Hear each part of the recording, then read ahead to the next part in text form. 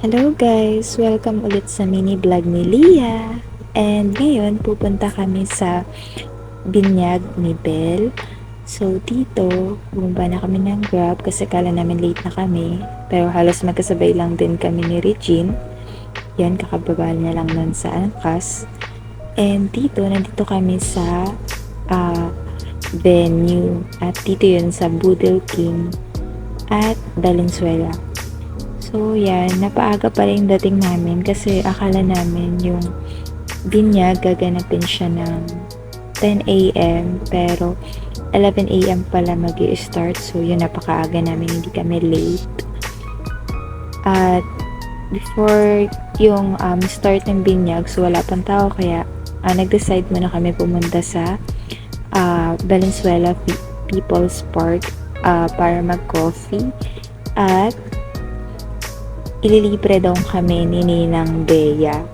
So, si Ninang Bea nga pala guys, yung aming rich Ninang. So, dito, yan, pupunta na kami sa Seattle's Best Coffee dahil doon napili ng ating Ninang para mag-coffee daw muna dahil wala pa namang start yung binyag at siya ay kapeng-kape na.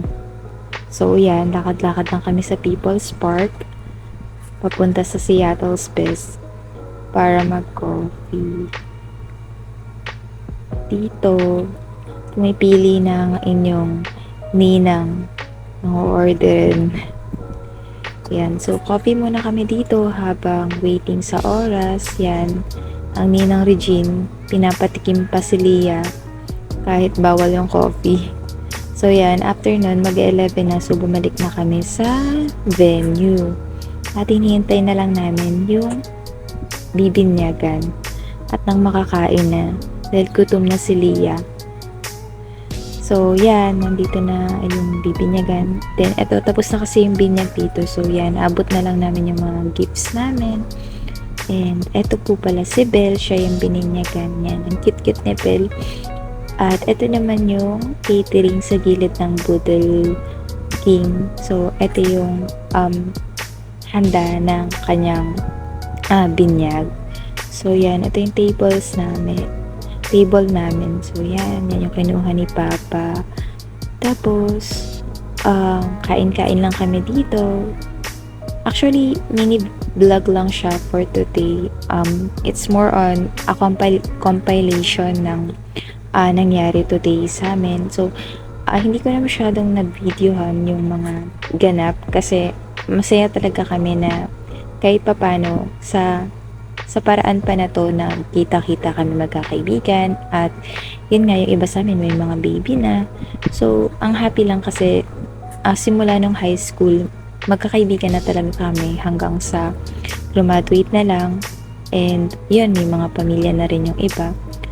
Kaya tiniknan namin yung opportunity na to na after ng binyag, pumunta pa kami sa bahay ng bibinyagan. So, yun, para more pa na makapagkwentuhan. So, yan, nandito na kami sa bahay ng bininyagan. And, nagkukwentuhan lang kami dito sa mga buhay-buhay. At, enjoy lang namin yung moment kasi nga ngayon lang ulit nagkita-kita kasi bibihira na nga lang dahil sa schedule ng bawat isa, especially nagtatrabaho na rin kasi at hindi na nagtutugma yung schedule kumpara noon nung mga bata pa kami. Hopefully next time makasama na namin yung iba naming friends at buo na kami. Yan lang for today's vlog. Thank you for watching. Please show your support for Leah by subscribing to her channel and giving her videos a thumbs up. Thank you.